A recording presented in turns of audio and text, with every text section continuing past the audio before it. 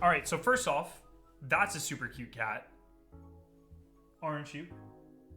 And second off, check this shit out, okay? When I was at Bungie, I don't think I've ever shown this off on stream.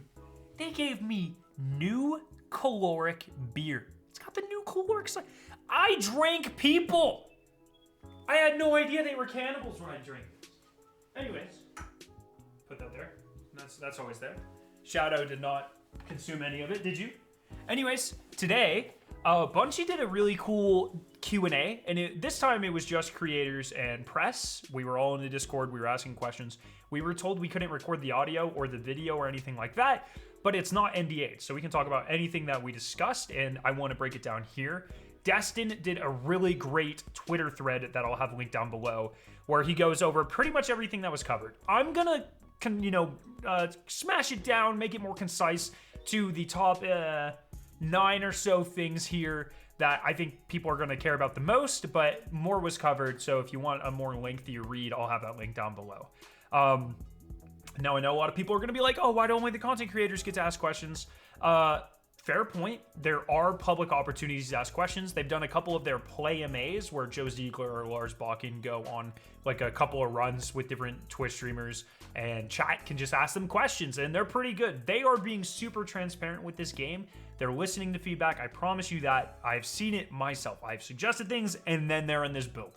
And we can see that with this first thing that they talked about, proximity chat. So they did confirm, Joe Ziegler himself confirmed that they are looking into how to actively get Prox Chat into the game. He said they probably won't be able to get it in before launch because of things on the compliance and safety side, which seems like some regulatory laws or something potentially. But it seems like they genuinely hear the feedback, they want it in the game, and they're just kind of going through the process of figuring out how to do that best to, protect players that maybe don't want to be involved in proximity chat and make sure they're following any rules and regulations in place. So that's something I would expect to see pretty soon after launch, but I hope to hear more about that in the future. The second thing is something I've been asking them about forever, which is more enemy diversity. Joe Ziegler said, I think folks are wanting to know or asking about where certain aliens are. I'm just not saying anything else. We know that you're asking where they are. And then Andrew Witz and Joe Ziegler, they were kind of, jesting each other a little bit. Seems like they're hiding some stuff, which I can say there are some things hidden that you haven't seen.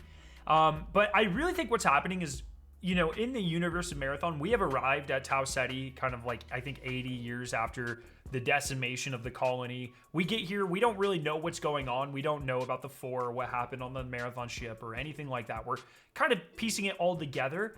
And I think a lot of like the first season is going to be us arriving, dealing with like, hey, there's a ton of resources here, fighting between the different corporations and the UESC and that sort of thing.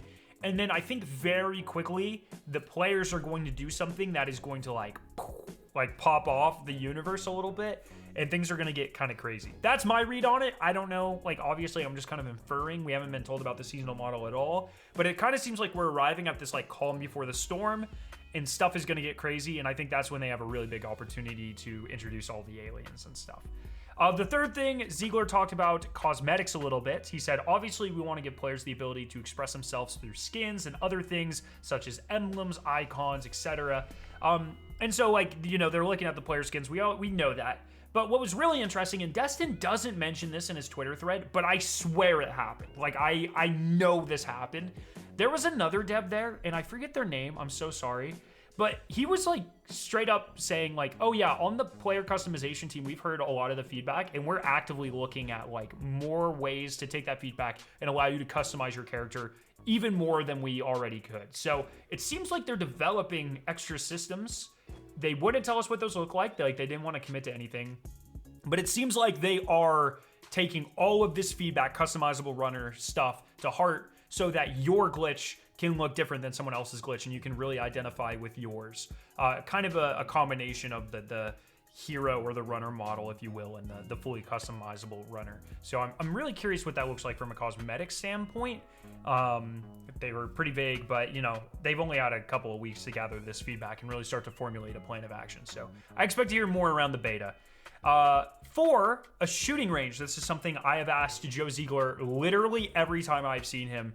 I want a shooting range. I'm a big data guy, and you know, there's so many different attachments and in that sort of like build crafting aspect of this game fascinates me, but I don't want to like risk my gun to go out into the world and test it. I want a, you know, a training area where I can go and put different attachments on my guns and use different guns and find out what I like and find out what percentage everything changes and that sort of thing. He has told me before, and he re-verified that here, like they have like an internal training area or shooting range. He doesn't think it's good enough for the players to experience. They've talked about it. They've done some prototypes about it. He says he can't promise it'll be there for launch, but that they're still thinking about it. That being said, the vibe I got is that they are definitely leaning closer to having it in the game. I think the thing that they're kind of worried about is like there's some secret weapons or something, or weapons they kind of want to remain mysterious until players get their hands on them, and they don't want that to be spoiled by the shooting range. But I think there's ways they can address that. Like, hey, you can only use weapons in the shooting range that you've held in the game once or something. You know what I mean? I'm not a game dev. I don't know how to implement that sort of thing, but it seems like a relative easy fix. Sorry, I just pissed a lot of people off. And I hope it's in the game, because the shooting range, in my opinion, boots on the ground shooting range, or you know, they also talked about kind of like a social area, that sort of thing. They said they're having discussions about all of it, and I think that is a huge part of games like this, and I would love to see it. Like, I would much rather walk up to like a Sakaguchi vendor in some sort of social space and talk to them, even if it's just an AI on a screen, than, you know, the menu that we have now. Personally, that's just me. They're working on a way to remove attachments from guns, but they still want it to cost something. So right now, you can't remove attachments. You put an attachment on a gun, it's gone. The only way to replace that attachment is to put another attachment on it, but you don't get it back. They said that they want it to not be as easy as walking up to someone's gun, taking off a scope, and because you would just have a purple gun immediately. And so they said that one thing that they're considering is if you find a gun with an attachment you like, maybe allowing you to put that gun, the whole gun in your backpack, extracting with it, and then being able to use like a consumable to remove an item to put onto your gun. So, you know, adding an additional cost there, so you aren't just getting a fully kitted weapon for free while still allowing you to use some of the attachments you find in the world. That still seems a little cumbersome to me. Like, I don't know. I really think you should just be able to take an attachment off of a gun, even if it's like every gun you find you can take a single attachment off of. I just like, I've played too much like PUBG and stuff where you can just like kit, and it feels really good. So I hope they change their mind on that one. All right, the next question, and I've been super curious about this. How old is the alpha build? Joe Ziegler said the alpha build is a month behind. 2 months behind, actually. So somewhere between a month and 2 months. What I will say is that in general is that game development is not as linear as you think. What you think takes a lot of time to do typically is not what takes a lot of time to do. There's a lot of iteration we could do in 6 months. And so it sounds like it would be hard to like make a whole new game mode, for instance. But since all of this already exists, iterating on the maps, iterating on the characters, and that sort of thing seems like they can do pretty easily. And he did, like, there's been a lot of talk about delaying the game.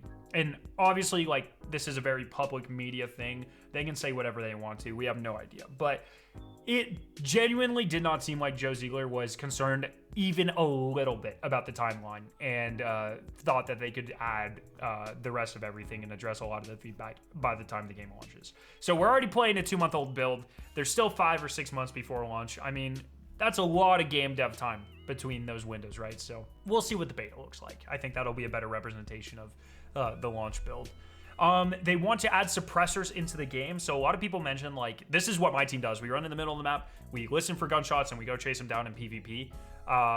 They want ways to avoid that, so they really want to add suppressors, but they want there to be a cost as well. Like, if they just make them goated and there's no negative, then everyone's just going to use suppressors, right? So it definitely seemed like they want a trade-off there that they're still evaluating, but they have working prototypes of suppressors, and they want to add them to the game. And they said that currently some of the guns that we are using in the game were built with suppressors in mind. And other than the sniper, I don't really know what that means. But snipers, I feel like, should like definitely not be better than they already are. So we'll see. A lot of people commented on enemy footsteps being too quiet and some of the enemy audio.